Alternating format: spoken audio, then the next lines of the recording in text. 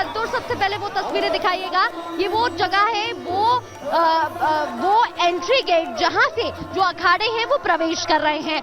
अब ये प्रवेश करते हुए बड़ी संख्या में आप देख सकते हैं किस ओर जा रहे हैं, ये संगम घाट की ओर जा रहे हैं, जो कि ऑपोजिट साइड है, दूसरी तरफ है। यहाँ पर आस्था की डुबकी लगा रहे हैं, पवित्र स्नान कर रहे हैं और इस महाकुंभ में हिस्सा बनकर इस जो महापर्व के साक्षी बन रहे हैं। अब दूसरी ओर की तस्वीरें जरा मैं आपको दिखाती हूँ। ये तस्वीरें दूसरी ओर की हैं, जहां पर जो साधु संत है स्नान करने के बाद पहुंच रहे हैं, या तो वो घाट से दूसरी ओर पुल बना हुआ है वहां से वापस पहुंच रहे हैं, या फिर ये जो पुल आप देख रहे हैं इसको क्रॉस करके वो दूसरी ओर जहां अखाड़े, जहां टेंट बने हुए हैं वहां पर जा रहे हैं। तो आप समझ सकते हैं कितनी बड़ी संख्या में यहाँ पर लोग मौजूद हैं और यहाँ पर भीड़ भी दिखाई दे रही है, लेकिन आस्था की कोई कमी नहीं है। यकीन मानिए सर्द मौसम है, लेकिन उसके बाद भी जय गंगा मैया के जो जयकारे हैं वो लगाते हुए श्रद्धालु दिखाई दे रहे हैं और उनमें आस्था की कोई कमी नहीं है। एक एक करके आपको कई रंग यहाँ के महाकुंभ के दिखा रहे हैं। आपको बता दें साध्वी निरंजन ज्योति भी यहाँ पवित्र स्नान के लिए पहुंची और जब रिपब्लिक भारत की टीम ने उनसे बात की तो उन्होंने क्या कहा, सुनिए। महाकुंभ में अखाड़ों का अमृत स्नान लगातार जारी है। निरंजनी अखाड़े का स्नान हो चुका है। मेरे साथ इस वक्त साध्वी निरंजन ज्योति है, जिनसे मैं जानूंगी आज अमृत स्नान का पहला स्नान करने के बाद कैसा महसूस कर रही है। देखिए, आस्था जहाँ होती है वहाँ स्नान का एक अपना महत्व होता है और ये 12 साल का महाकुंभ है, जिसमें 144 साल बाद ये महापर्व पड़ा है। सभी श्रद्धालु आ रहे हैं। आग्रह करती हूँ, निवेदन करती हूँ कि सभी श्रद्धालु आराम से स्नान करें, क्योंकि जो भीड़ माघी अमावस्या को होती थी, मौनी अमावस्या को, वो भीड़ मकर संक्रांति में आ गई है। अनुमानतः मुझे लग रहा है कि इस बार के स्नान में यदि मैं शाम तक और कल के और आज के स्नान को देखेंगे तो बहुत बड़ी संख्या में लोगों ने स्नान किए हैं। मैं मकर संक्रांति की सबको शुभकामना देती हूँ और आगे भी लोग आएँ और स्वच्छता का विशेष ध्यान रखें, क्योंकि हमारे जीवन से जुड़ा हुआ पर्यावरण भी है, जिसको सरकार ने बहुत इसके लिए आग्रह किया। माननीय प्रधानमंत्री जी ने माँ के नाम एक पेड़ लगाओ, वहीं गलियों में कूड़ा कचरा ना फेंकें, स्वच्छ क्षेत्र रहे, स्वच्छ तीर्थ रहे, स्वच्छ परिवार रहे, स्वस्थ परिवार रहे, यही हमारी शुभकामना भी है। सनातन एक ऐसा धर्म जिसे दुनिया आत्मसात कर रही है। मैंने देखा निरंजनी अखाड़े में तो विदेशों से आए हुए श्रद्धालुओं को यहाँ महामंडलेश्वर बनाया गया। 2 दिन पहले यहाँ महामंडलेश्वर पट्टाभिषेक हुआ, विदेश से आए हुए जी। और ये बड़ी सनातन धर्म की विशेषता है। अनेकता में एकता, सबको समायोजन करना है सनातन धर्म की एक अपनी पहचान है। लेकिन कुछ लोग तो कह रहे हैं पापी नहाते हैं कुंभ में। अब जिनको पापी, जिनके अंदर कुछ होगा तो उसको वही नजर आएगा। अखिलेश जी कह रहे हैं धर्म जरूरी है, रोटी जरूरत है, धर्म की नहीं। उनके लोगों ने कुंभ में उनके बाप की प्रतिमा क्यों लगाई है? अच्छा, वो ये भी कह रहे हैं कि गंदा है पानी कुंभ का। उनके विधायक उनके समय जो कुंभ हुआ था ना, स्नान करने नहीं आए थे। जब 2019 में योगी और मोदी जी ने स्वच्छता का अभियान चलाया, कुंभ में हुआ अर्ध कुंभ, उसमें सारे लोग स्नान करने आए। अपने आप जनता बता रही कि गंगा जल स्वच्छ है कि नहीं है। इधर होगी इधर। अच्छा, ये जो आयोजन है इसमें लोग जातियों में नहीं, सनातन से जुड़कर आ रहे हैं। सनातन जाति नहीं है, ये तीर्थ क्षेत्र समाज को जोड़ता है। मतलब सनातन में बटेंगे तो कटेंगे का नारा सार्थक, बिल्कुल सार्थक है।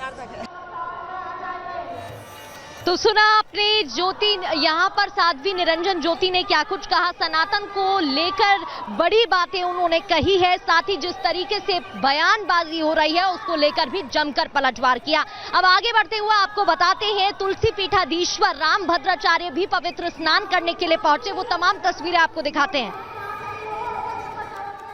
अब ये तस्वीर आप देख रहे हैं, जगत गुरु रामभद्राचार्य जी स्नान करने के लिए जा रहे हैं। जगत गुरु रामभद्राचार्य जी, हम कोशिश जरूर कर रहे हैं उनसे बात करने की, लेकिन आप देख रहे हैं भीड़ इतनी ज्यादा है और इसके अलावा साथ ही साथ ट्रक पर इस वक्त विराजमान है रामभद्राचार्य जी, जिनका आशीर्वाद लोग जो ट्रक से नीचे यहाँ पर आसपास जो श्रद्धालु हैं, जहाँ से उनका ट्रक गुजर रहा है, वहीं पर खड़े होकर लोग उनका आशीर्वाद ले रहे हैं। जहाँ से ट्रक गुजर रहा है उस जगह को ही छूकर लोग अपने आप को धन्य महसूस कर रहे हैं और उनका आशीर्वाद ले रहे हैं। स्वामी रामभद्राचार्य और साथ ही उनके तमाम साधु संत स्नान के लिए आगे बढ़ रहे हैं।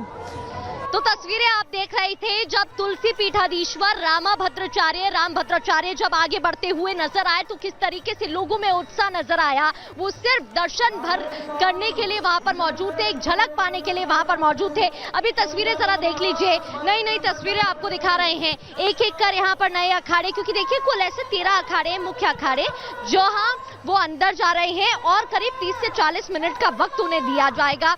ये तस्वीरें आप देख रहे हैं गाड़ी पर विराजमान होकर, और ये जो गाड़ियां हैं ये भी फूलों से सजाई गई है। बड़ा पर्व है ये, और अगर चारों ओर आपको नजर घुमाकर दिखाएंगे तो आप समझ सकते हैं ये इतना बड़ा हुजूम है, इतना बड़ा हुजूम है जिसे स्पेस से भी देखा जा सकता है, और इसका अंदाजा आप तस्वीरों में देखकर ही लगा सकते हैं। लगातार तस्वीरें आपको दिखा रहे हैं। अब आगे बढ़ते हुए एक रिपोर्ट आपको दिखाएंगे जहां आपको बताते हैं कि किस तरीके से और क्या खास नजारे यहां पर देखने को मिले हैं और क्या खास रंग यहां पर नजर आए। इस रिपोर्ट में देखिए।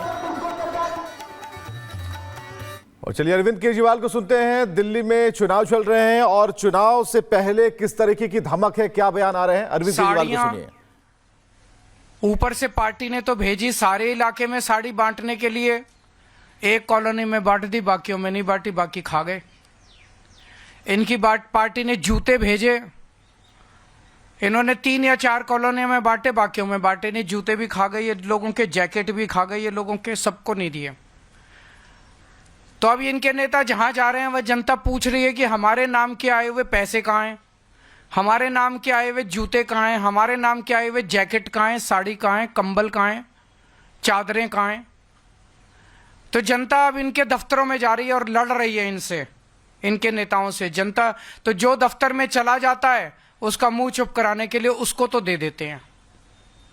अब पता चला 1-2 दिन से इन्होंने सोने की चैन बांटनी चालू करी है। एक आध कॉलोनियों में ही बटी है सोने की चैन, और धीरे धीरे बात फैल रही है कि सोने की चैन बट रही है, सोने की चैन। वो भी इनके नेता खा गए, वो भी नहीं बांटी इन्होंने, सबकी चैन खा गए इनके नेता। तो इनके नेता बताएं कि सारा पैसा, जैकेट, जूते, कंबल, साड़ी, सोने की चैन ये कहां गई, जनता में क्यों नहीं बंटी। तो ये इनके नेताओं से जनता पूछ रही है। जो ऑफिस चला जाता है उन और लड़ता है उनको दे देते हैं। इनके नेता खुलेआम कहते घूम रहे हैं कि दिल्ली वालों को तो हम खरीद लेंगे, दिल्ली वालों के वोट तो हम खरीद लेंगे। अब जब देख रहे हैं कि हार गए हैं तो अब खुलेआम कहते घूम रहे हैं कि दिल्ली वालों को तो हम खरीद लेंगे, दिल्ली वालों के वोट तो हम खरीद लेंगे। मैं दिल्ली की जनता से अपील करना चाहता हूं जो और चलिए देखिए पहला पवित्र स्नान जहां पर तलवारें, ढीले और हाथों में त्रिशूल लेकर आगे बढ़ते हुए नागा साधु दिखाई दिए। एक रिपोर्ट भी आपको दिखाते हैं।